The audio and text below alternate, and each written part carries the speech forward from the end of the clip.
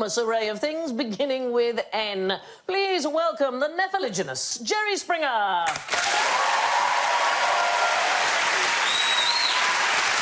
The non-curantist, Matt Lucas. Thank you. Thank you very much. I'm real happy to be here. The noctivagant, Cariad Lloyd.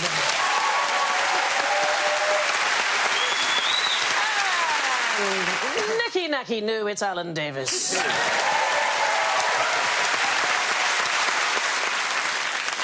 Have you been described as nephiligenous before, Jerry? Not recently. It's a wonderful word. It means producing clouds of smoke. And Cariad, noctivagant, means night wandering. That is true. So mind you don't do that when Jerry's producing clouds of smoke. Sleepwalking. It's a sleepwalking thing. Yeah. Do you sleepwalk at all? No, I don't sleepwalk. I'm a grown-up. Well, that's told the rest of us. Right. And their buzzers have been lavishly personalised. Jerry goes... Jerry, Jerry,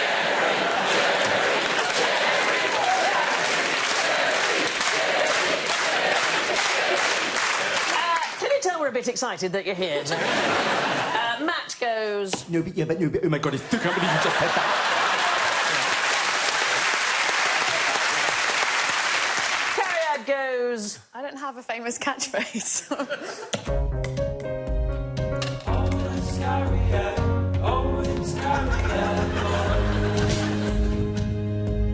Oh, look, there's Cariad Lloyd.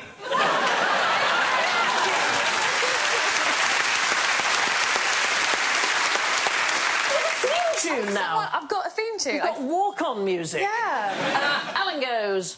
Alan! Alan! Alan! Alan! Alan! Al! Alan! Alan! Anyway, moving on. Now, I got a list here, OK, of the Christian names of the first 200 parachutists to land in Normandy on D-Day. I'd like you to give me the name of any of them. They're Christian names? Any Christian name? Yeah, from one of them. Vladimir. Vladimir, we're going to start with. Yes. Another first name? Mordecai. Mordecai? Well, not that. So we've got 200 choices in here. 200. John, Dave, William. Enid. Are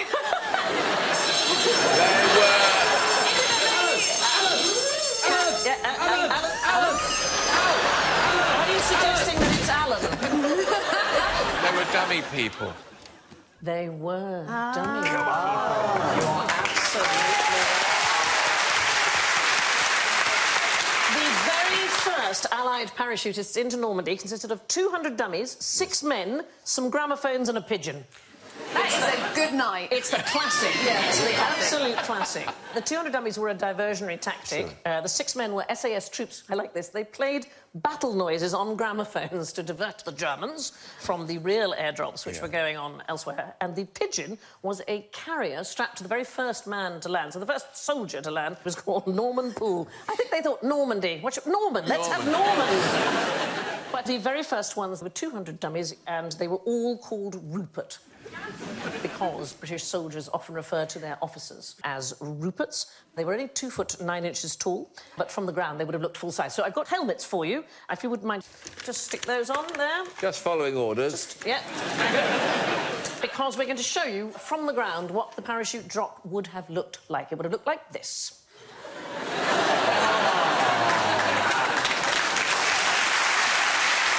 It's possible you didn't need the helmets, but then it is possible that you would need them. I needed it, yeah. So those are replicas, obviously, of Ruperts. They contained firecrackers so that when they landed, it sounded like they were firing. This one is anatomically correct. They distracted nearly a full German division, and in 2013, a Rupert was discovered in a garden shed in the UK, and nobody knows how he got back. We have a real one here, which comes from the Museum of Army Flying in Middle Wallop. Wow. Don't you love this country? We have a place called Middle Wallop. It is accompanied by his curator, Susan Lindsay. Thank you, Susan. Do you not think that is the coolest thing? Because how Rupert survived and made it all the way back to the UK, absolutely nobody knows. It's cool, but it's not as cool as Kanye. It is cooler than Kanye. Really? Yeah, I Kanye think sounds so. like something you'd cure with yoghurt. You can take your hands off. Here's the thing. When they took the pigeons in, they either were strapped onto somebody or they had a little parachute and they were dropped in a container. And in Monmouth, in Wales, there was a factory that just made pigeon parachutes.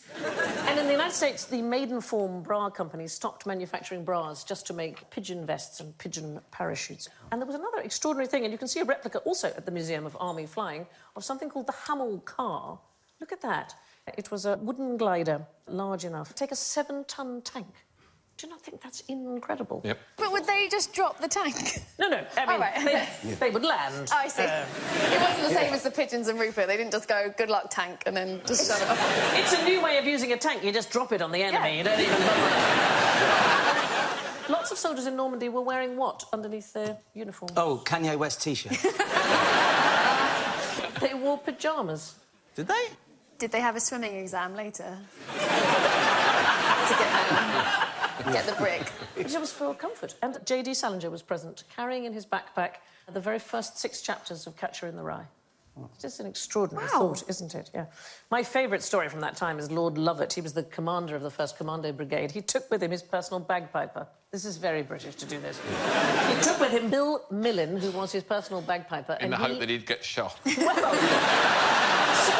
the extraordinary thing is, he walked slowly up and down Sword Beach in Highland dress, playing to encourage the Allied troops. And then he later piped the commandos through the French countryside, and the German snipers said, "We didn't shoot him because we thought he'd gone mad."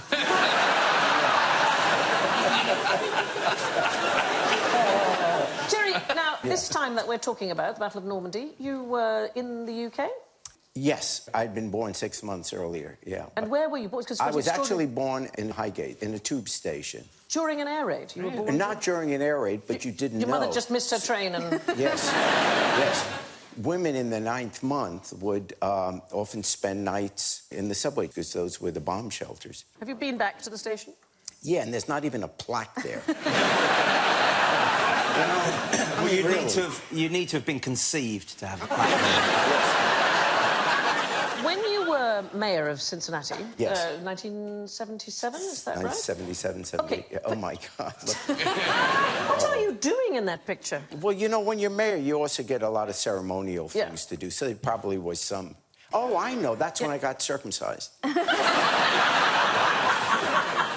That's when everybody got circumcised.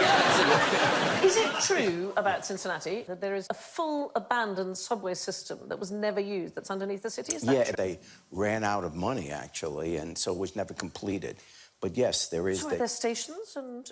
Yeah, So, yeah. Why did they not do it? It was before my time. If I were mayor, we would have finished that subway. Yeah, quite right indeed.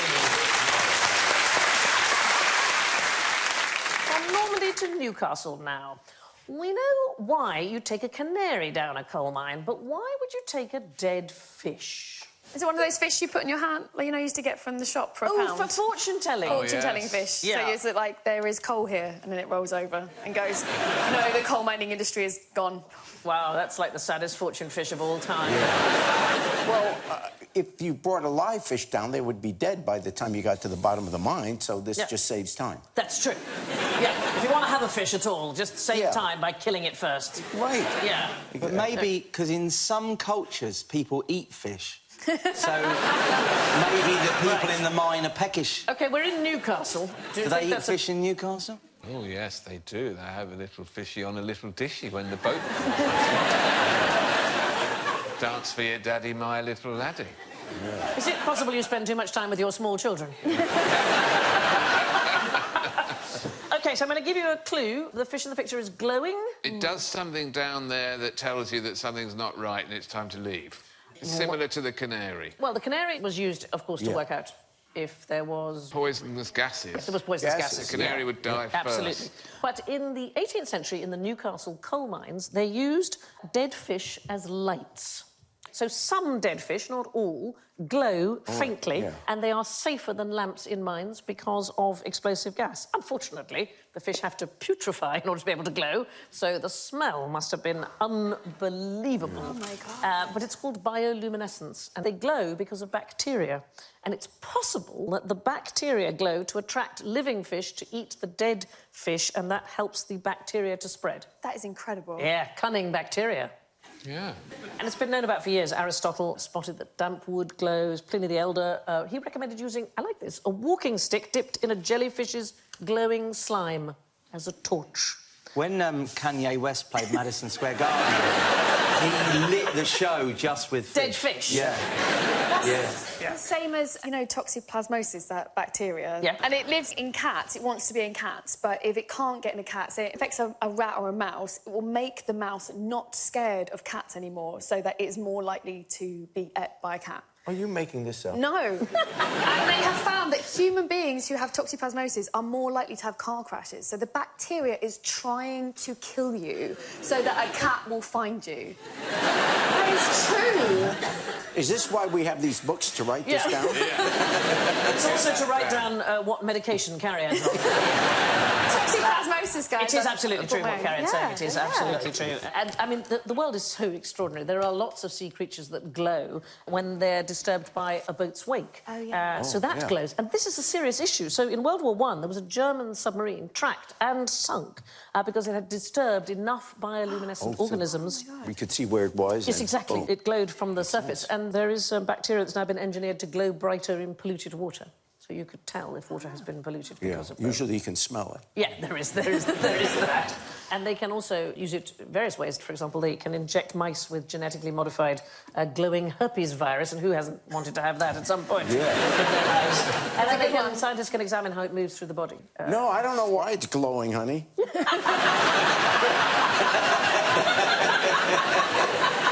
Just one of those things. Yeah. You get up in the night and you don't need to put the light. I could just find my way. Jerry, did you know the phrase carrying coals to Newcastle? Is it a phrase with which you are familiar? No, we don't say that in the States. So, anybody here know this phrase? They've got coal. They know about coal. You're giving them something they've already got. So the idea is that you take it to an area that there's already lots of. So I don't know... Oh, it's like taking sand to the beach. That's yes, what we exactly, say. or cheese Got to it. Wisconsin. Here's the thing, since the coal industry's decline, the young seem unfamiliar with this phrase, so we're going to just try a little experiment. I would like you, audience, to put your hands up if you were familiar with the phrase carrying coals to Newcastle. And now could you put your hands down if you are aged over 30?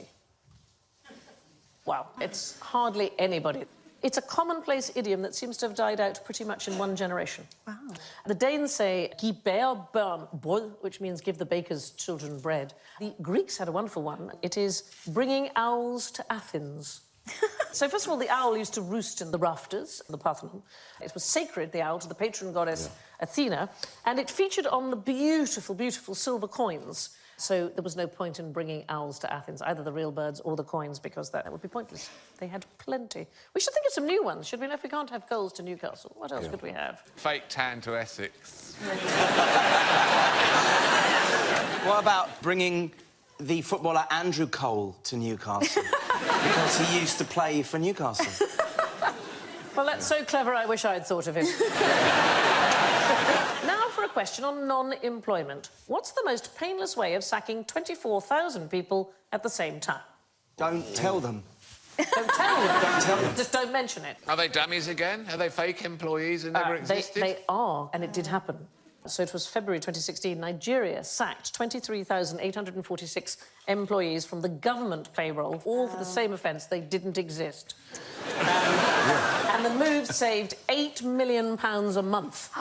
They were ghost workers. It's a common problem. Yeah. And you get real workers collect fictional colleagues' payrolls. In 2011, a newborn baby was added to the government payroll and got £90 a month and a diploma.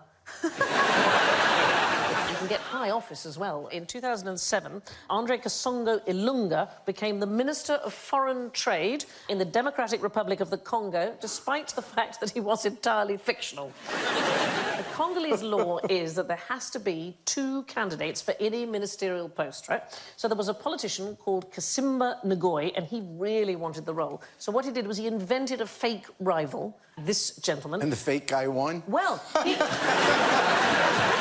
Kasimba assumed that the Yeah. Prime Minister would choose the person he'd heard of. But unfortunately for Mr Ngoyi, the Prime Minister disliked him intensely and chose the fictional Mr Ilunga. And Mr Ngoyi later claimed that Ilunga had resigned, but the Prime Minister said he would only accept the resignation in person. Eventually, Ilunga was sacked. Possibly for not non-attending. turning up, But there was a guy, a Spanish water board employee called Joaquin Garcia. He bunked off work, well, we don't exactly know, but it certainly was over 6 years. He bunked off and read the Dutch philosopher Spinoza. And the water board thought that the council was employing him, and the city council thought that he was working for the water board. And it was only noticed that he hadn't turned up when he was awarded a special award for 2 decades of loyal service. And nobody could find him to give it to him. That happened in Bristol by the zoo. There's a car park, and this guy every day would collect like £3 to park your car. And then one day he wasn't there, and some people were like, oh, where's Jeff at the car park? And they said to the zoo, where's your car park attendant? And they were like, we don't have a car park attendant. And he had been doing this for like 15 years. So he'd obviously just collected £3 every day in the really busy car park, taken the money and done a runner. Yeah, it's a great story. It is unfortunately an urban myth. Oh, no! I know! Oh, it's not true? Is it definitely not true? No, it is definitely not I've true. had several people tell it to me, though. I hate when several people lie. I know. Yes. People from Bristol who said they'd met him. Damn those liars. Yeah. I don't know, I think you're deflecting. I now don't trust anything you say. I'm actually Kanye. And you heard it here first. Now, which is worse, death or Norfolk? Well, you could leave Norfolk. Yes, that's a very good point. But it's not the English county of Norfolk that we are talking about. Sometimes I think the questions on this show aren't quite what they seem. Let me give you a clue, OK? Yes. So which newly discovered continent, beginning and ending in A, were most British convicts transported to in the 18th century? Australia, Yeah. or Australasia, Australia, depending on how No, nor Australasia. Antarctica. Not Antarctica. America. You are absolutely right. So 1718 to 1775, they were sent exclusively to America. At least 52,000 Yeah, of it them. wasn't America yet. No, it wasn't even America yet. And some people estimate that as many as 1/10 of the migrants to America during that period were, in fact, British convicts. And Australia was only used after the American War of Independence broke out. And then everybody thought, what a dangerous place. Let's send them somewhere else. Is that the best image we could find for 52,000 people going to America? It looks like the Ark. It looks more like it ought to have animals on it. But the Norfolk we're talking about is in Australasia, which is what you mentioned. It's a tiny little island called Norfolk Island. And in 1825, it was established as a penal colony for a penal colony. So it was for people who had committed crimes while already serving a sentence in Australia. Oh, my God! Not a place that anybody you wanted to go. In fact, people who were sentenced to death on the mainland thanked God that they were not going to Norfolk Island. Some people hated the island so much they openly committed capital crimes. They openly would kill somebody just to be taken back to Sydney to be tried and executed because it was so horrendous. Have you been to English Norfolk, Jerry? No, I haven't. Never. It's fantastic. It's really, really beautiful. It has places called Misery Corner, Vinegar Middle, and there's also a place called Tuzzy Muzzy. There used to be a place called Nowhere, in which 16 people lived in 1861. Sadly, now it's nowhere to be found. It's the last place in Britain where people regularly ate swan. So if you walk along the river, is it the Wensum? You can see the swan pits. Anybody tried swan?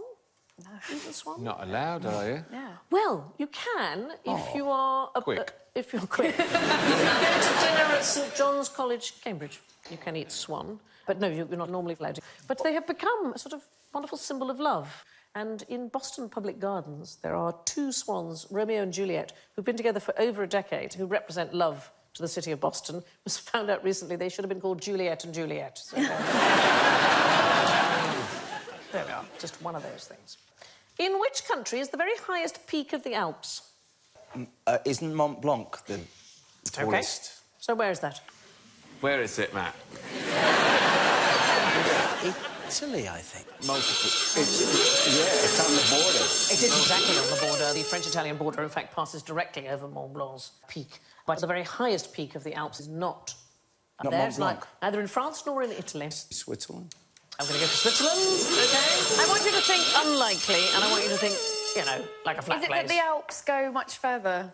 No, it's in the Netherlands. Really? Wow. There was a Swiss geologist called Horace Benedict de Saussure, born in 1740. He led the very first expedition up Mont Blanc. When he got to the top, he took the top as a souvenir. It is now in the Tylers Museum in Haarlem, in the Netherlands. I'm going to guess it's not quite that big. No. I'm going to guess that's... And it's not floating in a No. museum.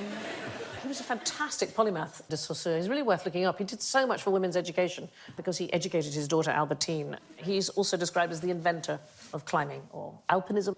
On his expedition, he took 2 frock coats, several waistcoats, his slippers, 2 cravats, a bed, a blanket, a mattress, and 18 guides. He was the one who got to the top. Did he invent climbing? Well, he invented this... But people were climbing on the Alps before, and he came along and went, I would call this climbing. People must have been climbing Yeah. before then, yeah. For Probably fun. same guy who told you the story about the parking lot. Yeah. Always making things up. It's Always not making- right, is yeah, it? Probably several people said. Several people. You've never had that on your show, have you? People making things up. Well, that would be so wrong. That would be very wrong. It would be a good topic for the show. Is my friend claims he invented climbing. And the women who love him. Yeah. Next. You can say any sentence in the world, and as long as you add, and the women who love him, Yeah. then you got a show. My Labrador and the women who love him. So the highest point of the Alps may be in the Netherlands. Where is the highest point of the Netherlands? Well, a lot of it's below sea level, isn't it? It's not high at all. Yes, but it might not be necessarily in the low areas. Where might it be? Somewhere Have else they in the got world? a colony of some They kind? have a municipality. In Africa. No, it's in the Caribbean. Oh, nice. Yeah. right, Caribbean. There's an island called Saba. lovely. I say island, it's pretty much just a volcano. It's 887 metres high. It is nearly 3 times higher than the tallest bit of the European Netherlands. The highest bit of the Netherlands is in the Caribbean. There's a Dutch province called Drenthe, and the highest point in Drenthe is a 56-metre high Vamberg, so that is a landscaped former rubbish dump. This thing I've taken the top off. So there was an artist called Oscar Santillan in 2015, and he removed the topmost inch of Scafell Pike. Why don't they just leave these tops there? Why are they taking them off? No. He made everybody very cross in Cumbria. The managing director, Ian Stevens of Cumbrian Tourism, said, "This is taking the mickey. We want the top of our mountain back." Yes. You get a moil for that. A moral. That's a Jewish gentleman who does circumcision. That's Yes. right, yeah. Okay. Yeah, that's painful. It happens when you're 8 days old, so in theory you don't remember it. Yeah. Right, Oh, but you I- two are both in pain still. I'm still limping, yeah. You never. I don't care if it was a subway station. I'll remember. Wow, I'll never see Highgate Station in the same way again. So much for some big features in the nation of the Netherlands. But what is Britain's biggest national secret?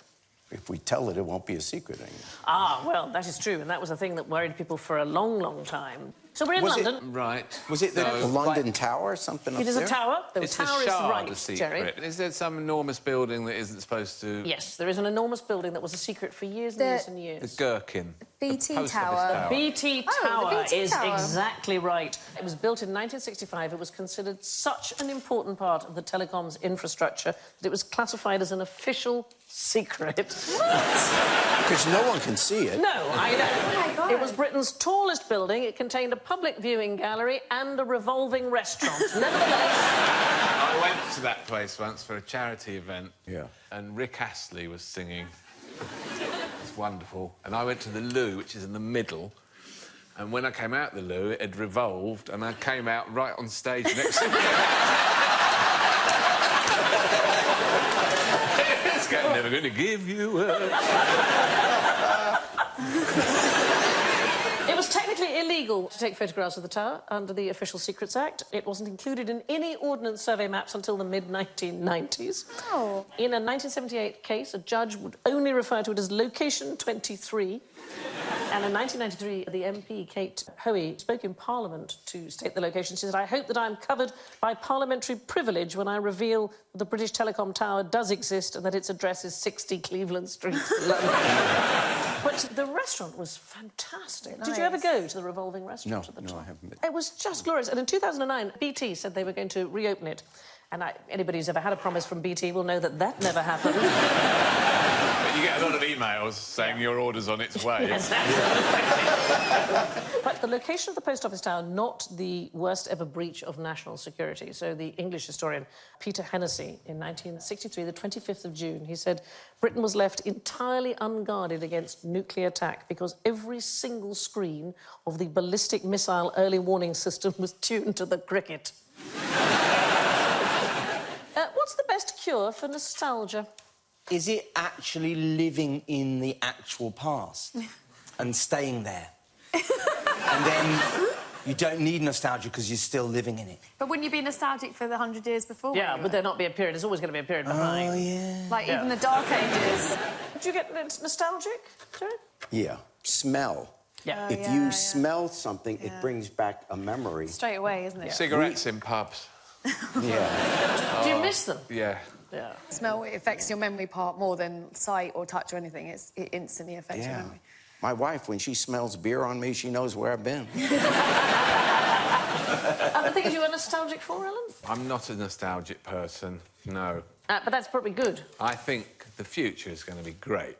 The past, whatever. I'm nostalgic for when Alan used to be nostalgic. It was a lovely time. Those were the days. Well, in the 18th and 19th century, it was seen as a deadly disease Really? to be nostalgic. Oh, it was I known as agree. Schweizkrankheit, or Swiss illness, because Swiss soldiers were apparently particularly prone to it. And in the American Civil War, more than 5,000 men were diagnosed with nostalgia, and 74 allegedly died from it. In fact, the Unionist army was forbidden from playing Home Sweet Home in case it brought on an attack. That the past makes you upset. I found, and when I wrote my book, this is not a plug, it's out of print, no one bought it. But it was part memoir. That meant a lot of going back through childhood memories, and it's not pleasant, it's not nice. It's much better to look forward. It hasn't happened yet. You can invent it. You know, there's the only one thing I would like to have is my grandmother's trifle. Oh, was it particularly good? Oh, it was so good. She died in 1974. And it went with her. No you one knew how tried to to make recreate it. I it? don't even know how she did it. No one knows. Grannies everywhere.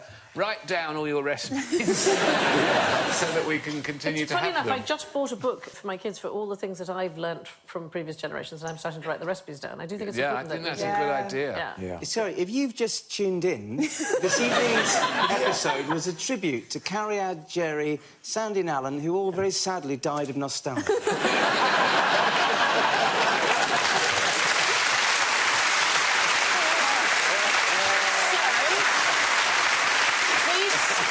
Haven't worked out what the best cure is. A Russian general came up with it in 1733. Vodka? Did it involve vodka? It didn't in some involve way? vodka. What he did was he warned the troops that the very first man to come down with a case of nostalgia would be buried alive.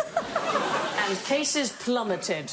Yeah. The suspected causes of nostalgia were unfulfilled ambition, poor hygiene, coming from farming stock, and masturbation. Those were the... I've got two of those. Me too, and I've never been on a farm. It was declassified as a disease as late as 1899. What was? Oh, nostalgia, no. yeah, no. It's a shame that's still troublesome, yeah. I miss it. Actually, it can be useful. It is thought to protect slightly against cold, so people can stand the pain of icy water for longer if they focus on Who nostalgic writes this memories. stuff down? So you mean if you're trapped in a freezer by a gangland criminal, you just say to someone, do you remember when we weren't trapped in this freezer? You can make it. No, I think you have to think about Grandma Davis's trifle, I think you have to. OK, I see what you mean. The weird thing was, when we went round to her house, there weren't enough chairs around the table, so she would produce this stool from the... I was going to say... Some things probably keep to yourself. stool was an actual stool. It wasn't a, you know... She was your grandma and you loved her. And that's all that matters today. Here you are. It's a stool. And we all wanted to sit on the stool, even though it was the wrong height for the table and was uncomfortable. Why did you want to sit on it? I don't know. It was different from a normal chair. As soon as one kid wants the stool, everyone wants the stool.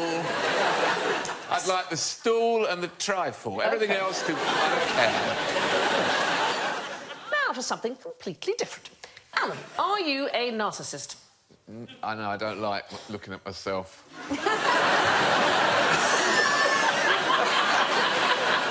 I would take either of those two lives ahead of my own. Yes or no? Are you a narcissist? No, I'm not. No, so that is correct. And this is a complete reversal of the usual format, because whether you said yes or no, we are going to give you 2 points. Oh. And that is because in the standard modern test for narcissism, research shows that narcissists feel so good about themselves, they don't mind admitting it. So if you think you are a narcissist, then you are. Would you say that you were a narcissist? Yes. Totally fine. What about you, Jerry? You say you're a narcissist? No, I've got a mirror. That depresses me. So, I mean, you're asking the star of the Jerry Springer show. Oh. Yeah. You a narcissist? What about yourself, Carrie? I wasn't until I got my own theme tune, and now I might be. So the thing about narcissists, they rate themselves. They think that they are particularly intelligent, attractive, likeable, funny. They also think that they are unusually power-orientated, impulsive, arrogant, prone to exaggeration, but they just don't care. Oh, now you've listed it. Yeah, now I am one. Yeah, now I am one of those. I wasn't sure. Apparently, we are in the midst of a narcissism epidemic. Oh, I think we are. Look at the selfie. I mean, that is the ultimate. Yeah. We live in the most narcissistic time of all. The whole social media thing is... This is a very, very narcissistic time. It's definitely for us five to cast judgment as we sit here talking, and those people just listen to us. Let's do a quick test. Have a look at this poll, and I want you to tell me whether you are taller or shorter than it. So let's start with you, Carrie. I'm just assuming I'm shorter because I'm shorter than most things. Okay, you're going to shorter. Jerry, you think taller or shorter than that poll? Oh, shorter. Shorter?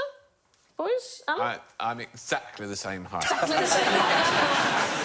I'm going to go with shorter. It is interesting because none of you asked me how tall the pole is at all, and we have no clue how tall it is. But powerful people will tend to perceive themselves as taller. So Alan's the nearest to a narcissist that we've got. But maybe they're tall people. Maybe all the powerful people are tall, and that's the problem. You think there are no powerful small people in the world?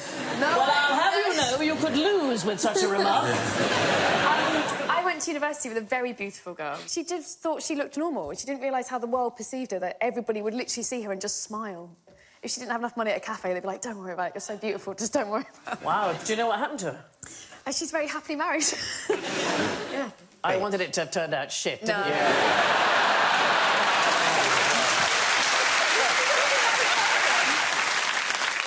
In mythology, of course, we get narcissism from...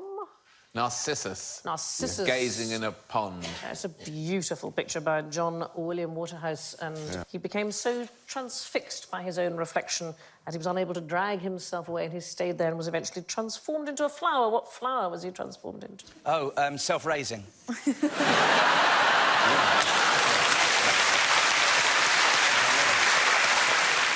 So what did you say? A narcissus? No, it's one of those weird things. Oh. It's not connected. So we think that the scientific name for the daffodil is connected, but in fact that relates to the narcotic quality of the bulb. Oh. Did he turn into a lily? We don't know. We have no idea. But the reference... Because then you don't even have the answer. Some things are unknown, Matt. That's OK.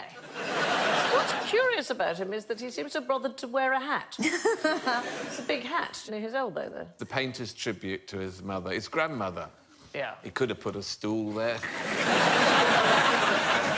Anyway, moving on. Now, he has 5 faces and bigger sperm than you. I'm not really talking to you, Carrie, in this instance. 5 faces. Is it a type of fish? It is a creature. Oh, so it's not just some old actor with a lot of facelifts. Just one after the other, I like that. No. A pyramid. A pyramid? Well, the Egyptian pyramids, I mean, that has 5 sides. Yeah, it's more of a creature than... it is fair to say more of these, probably, than almost any other creature. Is it a bacteria? It is not a bacteria, no, but it can be very, very tiny. Is it a type of beetle or insect? It's called a nematode, and it is a kind of round worm, and they are extraordinary. So there is one, there it is, Pristionicus borbonicus. It grows one of 5 different faces as it matures, depending on whether it's going to eat microbes or other worms. It's called polyphenism, and it's when animals change their form, they change into different forms depending on the environment.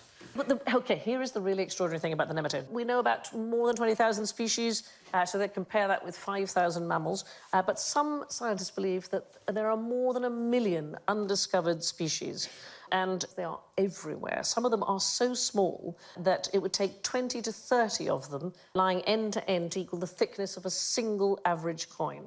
There are some species that live exclusively in vinegar, in bookbinding glue. There are some that use slugs as taxis. They do. They use slugs as taxis to carry them to a new food source. They're cheaper than Uber, I guess, aren't they? And their sperm is bigger than human sperm. Well, all nematodes. Not all of them. Yeah? I was going to say. Do they just get one of their sperm and lob it at the fiend? So not the tiny, tiny little ones, but the very first one that I talked to. Why might bigger animals produce smaller sperm? I can't tell you how many times I've asked that question. Because the bigger animals have got less to prove. No, the bigger you are, the more sperm you need to produce to increase the odds that you're going to make one. That is the thing. So you need lots of them. Tiny animals can produce fewer sperm. Oh, I see. So they can make them much bigger. But don't you love the idea? They use a slug as a taxi to get them to a new food source. So they get themselves eaten, they travel to a different bit of the garden, they are then excreted, and they have this... How do they not get digested? Because they have a cuticle, a sort of thick skin that is totally resistant to both acids and alkalis. That's what you need when you get on the tube. So they avoid being digested. Wow. Anyway, now it's time for our weekly brush with general ignorance. Fingers on buzzers, please. Which of these 2 men has stronger muscles? I can't believe you just said that. Well, the one on the right certainly has bigger muscles, but maybe the muscles on the left are stronger because they're not as strong and yet they're still working for Stop now, stop now. Yeah, You're doing so well. Or is the answer, we just don't know? No. Pound for pound, bodybuilders have weaker muscles than normal people. So one of the reasons bodybuilders are so strong is that they have a large amount of muscle, but the muscles they do have are, in fact, weaker. But here's the thing. If you don't have muscles, but you have a really good imagination, you can exercise your muscles. So, say your hand is in a cast, you can prevent yourself from losing muscle mass by simply imagining yourself using your hand muscles. Wow. Well, I'm just imagining myself winning the show. I'm imagining myself using my hands. Moving along... With prosthetic limbs, if you lose a limb, Yeah. and you know you have phantom pains Yes. often, so if they've lost a hand, they still feel it. They get a mirror, and if they wiggle that hand but use the mirror to make it look like the other hand, the pain goes away. So again, you can trick your brain... But do you not think muscles. that is the most extraordinary thing, how the brain can be used in that way? Yeah, it's you can incredible. trick yourself. Yeah, I think it's extraordinary. Now, which of Shakespeare's plays wasn't performed at first because it was believed to be cursed? Is it Richard II? Because the language was so provocative. It's a good choice, but it is not Richard II. Was it Midsummer Night's Dream in which I played bottom and got the best reviews of my career?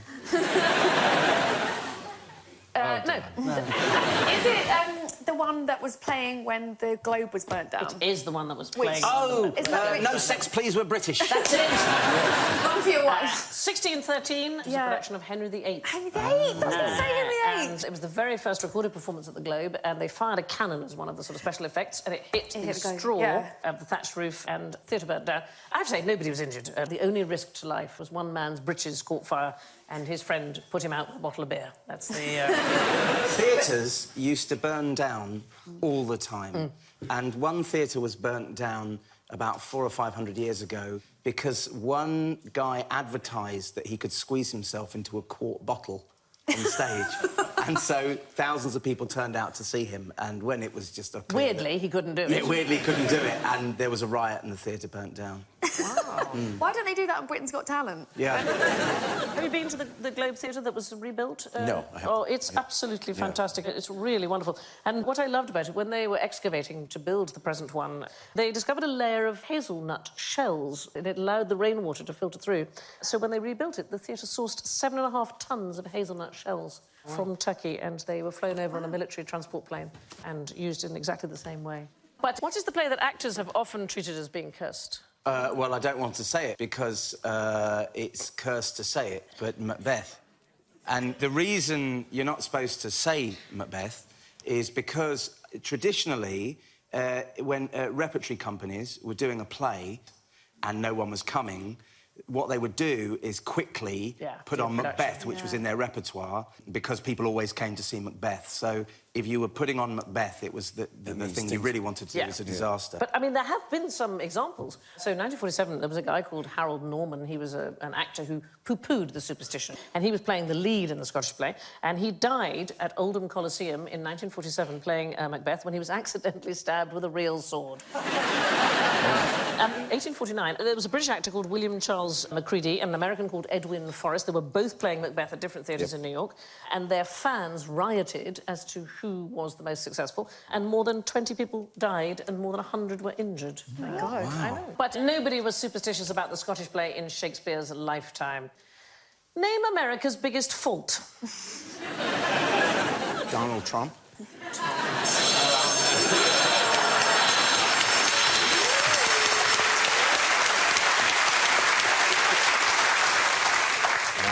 Now, yes.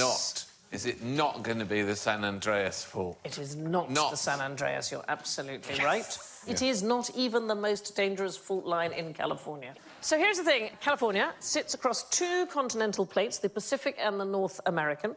There's dozens of fault lines between them, and the maximum size of earthquake that the San Andreas fault could cause is 8.2 on the moment magnitude scale. The nearby Cascadia subduction zones, just off the coast, is far more dangerous.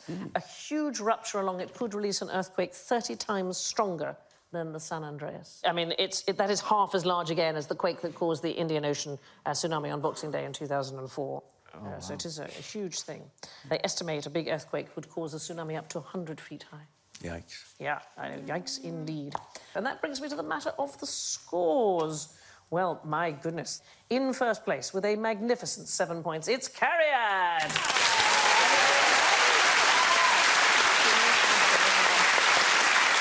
In second place, with minus 26, it's Jerry! In third place, with minus 36, Matt! Very proud, thank you, yes. With a breathtaking minus 56. Fourth place!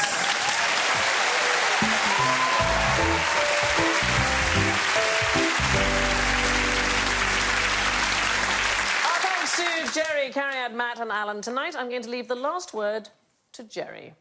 Watch this show or I'll kill my dog. Take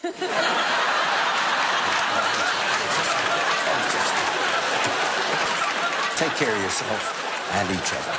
Good night.